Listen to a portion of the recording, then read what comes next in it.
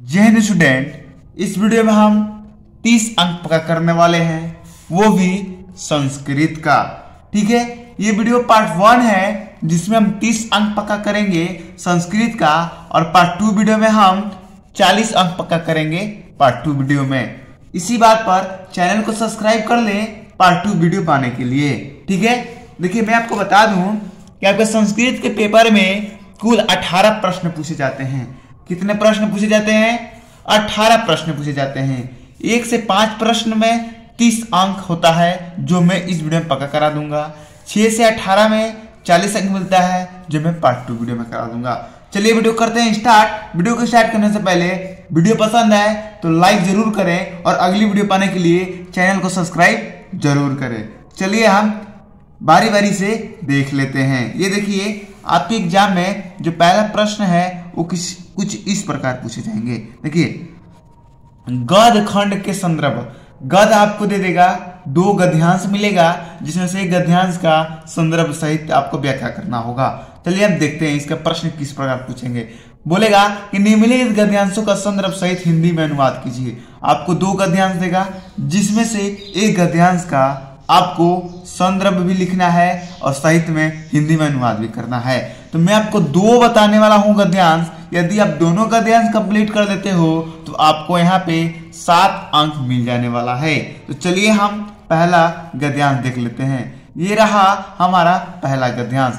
महाकवि कालिदास संस्कृत कवि ने मुकुट मरस्थी, और यहाँ पर भी कुछ है लेकिन मैंने नहीं लिखा है। विश्व कविरित स्वरदेश, इतना ही छोटा नहीं होगा, ये बहुत बड़ा भी हो सकता है और बहुत छोटा। बस आपको एक बात ध्यान में रख के जाना है कि शुरू में जो वर्ड है वो महाकवि कालिदास है कि नहीं। अगर महाकवि कालिदास आपको मिल जा रहा है तो आप ये लिखना आरंभ कर दो। तो इसका संदर्भ इस प्रकार होगा, इस प्रकार आप लिखेंगे कि प्रस्तुत गद्यांश हमारे संस्कृत के गद्य भारती से संकलित कवि कुल कालिदास के लिए लिया गया है, और इसका अनुवाद भी देखना है। चलिए हम इसका अनुवाद भी देख लेते हैं। इसका अनुवाद अगले पेज में है। उसका अनुवाद ये रहा।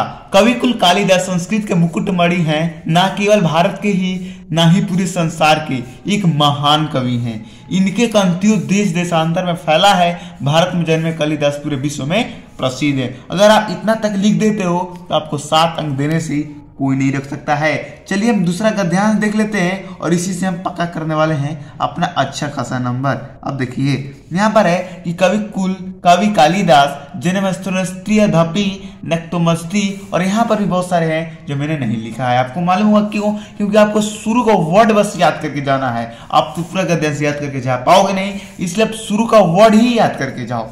सतीश तेंदुलकर और एकंत्र पुष्पाणति। ठीक है, अब देखिए इसका संदर्भ और अनुवाद कैसे लिखिएगा। संदर्भ जो मैंने पहले लिखवाया था, जो पहले वाला प्रश्न है वही संदर्भ होगा। अब अनुवाद इसका चलिए हम देख लेते हैं इसका अनुवाद फटाफट। इसका अनुवाद ये रहा। कालिदास के जन्म को लेकर काफी मतभेद है। इस कवि को ऐसा महिमा है, इस कवि का ऐसा महिमा है, सभी अपने अपने देश में सिद्ध करने में लगे हैं। क्या? इनके जन्म स्थान सिद्ध करने में लगे हैं। कुछ लोग इनका जन्म स्थान जम्मू कश्मीर, तो कुछ लोग इनका जन्म स्थान उज्जैन मानते हैं। चलिए हम प्रश्न नंबर 2 लिख लें कि परीक्षा में प्रश्न नंबर 2 किस प्रकार आता है। प्रश्न नंबर 1 से हमने 7 अंक पक्का कर लिया। चलिए हम देख लेते हैं। प्रश्न 2 नंबर कुछ इस प्रकार होगा। बोलेगा कि निम्नलिखित पाठों का सारांश हिंदी में लिखिए। 3 ऑप्शन देगा, तीनों में से किसी का आपको एक सारांश लिखना है। तो चलिए हम आपको 2 सारांश बताने वाले हैं, 2 व्यक्ति के सारांश। अगर आप दोनों कंप्लीट कर लेते हो तो आपको यहाँ पर मिल जाता है 4 अंक। चलिए हम पहला देख लेते हैं कवि कुल कालिदास का। ठीक है, कवि कुल गुरु कालिदास का सारांश। महाकवि कालिदास एक प्रसिद्ध कवि हैं। इनकी कृति विदेशों में फैली है। भारत देश में जन्मे, विश्व में एक कवि है। इनके जन्म को लेकर मतभेद है। फिर आप यहाँ पर लिखिएगा, दूसरा टॉपिक बनाइएगा, इन्हीं का जन्म समय स्थान। कालिदास के जन्म को लेकर काफी मतभेद है। कुछ लोग इनके जन्म स्थान उज्जैन तथा कुछ लोग इनका जन्म स्थान कश्मीर मानते हैं। सभी लोग इनका जन्म स्थान सिद्ध करने में लगे हैं। बस इतना आप लिख दीजिएगा। तो उसके बाद यहाँ पर प्रमुख इनकी 2-3 रचनाएं लिख दीजिएगा। इनकी प्रमुख रचना जैसे कुमार संभव, मेघदूतम आदि हैं। चलिए हम दूसरा सारांश देख लेते हैं। दूसरा सारांश में लोकमान्य तिलक को दिखा देता हूं। अगर आप दोनों तैयार कर लेते हो तो एक न एक आपकी एग्जाम में फंसना ही है। तो चलिए हम इसका सारांश देख लेते हैं। पहले आप टॉपिक बनेगा नामकरण। लोकमान्य तिलक भारतीय स्वतंत्रता के सैनिक के अग्रगण्य थे। इनका नाम बाल, पिता का नाम गंगाधर, वंश का नाम तिलक तथा यंश का नाम लोकमान्य। इस तरह इनका पूरा नाम लोकमान्य गंगाधर तिलक हुआ। ठीक है, आगे टॉपिक बनेगा जन्म समय स्थान। क्या बनेगा? जन्म समय स्थान। तिलक जी का जन्म 1907 में रतनगिरी जिले में हुआ था। इनके पिता का नाम गंगाधर तथा माता का नाम पार्वतीबाई था। इनकी माता एक धार्मिक महिला स्वभाव की थी। ठीक है, इनकी माता एक क्या थी? धार्मिक स्वभाव की महिला थी। ठीक है, इनकी प्रमुख 2 रचनाएं लिख दीजिएगा। गीता हास्य नाम से हास्य लिखा है तथा इनकी और अनेक रचनाएं हैं। बस इतना आप लिख दीजिएगा।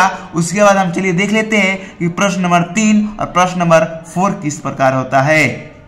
जो प्रश्न नंबर 3 रहता है वो पद से आधारित प्रश्न और 4 सूक्ति के संदर्भ हिंदी में व्याख्या। ये दोनों से मिलकर आपका 3 और 4 प्रश्न मिलता है। तो मैंने इसका अभी नहीं करा रहा हूं तैयारी, क्योंकि ये बहुत ज्यादा हार्ड है। ये आपसे याद नहीं हो पाएगा, इसलिए मैं इसके बारे में कुछ ट्रिक अभी ढूंढ रहा हूं। जब ट्रिक मिल जाएगा तो मैं आपको प्रोवाइड करा दूंगा और 100% गारंटी है कि वो परीक्षा से पहले मैं करा दूंगा। चलिए हम 5 नंबर क्वेश्चन फटाफट देख लेते हैं। 5 नंबर क्वेश्चन, श्लोक का संस्कृत में अर्थ। इससे रिलेटेड रहेगा निम्नलिखित श्लोकों का संस्कृत में अर्थ लिखिए। आपको 2 श्लोक दिया जाएगा जिसको आपको संस्कृत में ही उसका अर्थ लिखना है। तो मैं आपको 2 श्लोक कराने वाला हूं। यदि आप दोनों श्लोक कर लेते हो तो आपको यहाँ पे 5 अंक मिल जाने वाला है। तो चलिए हम पहला श्लोक देख लेते हैं। यहाँ पर आप पहला श्लोक का स्क्रीनशॉट ले लीजिए और ये रहा दूसरा श्लोक का स्क्रीनशॉट ले लीजिए।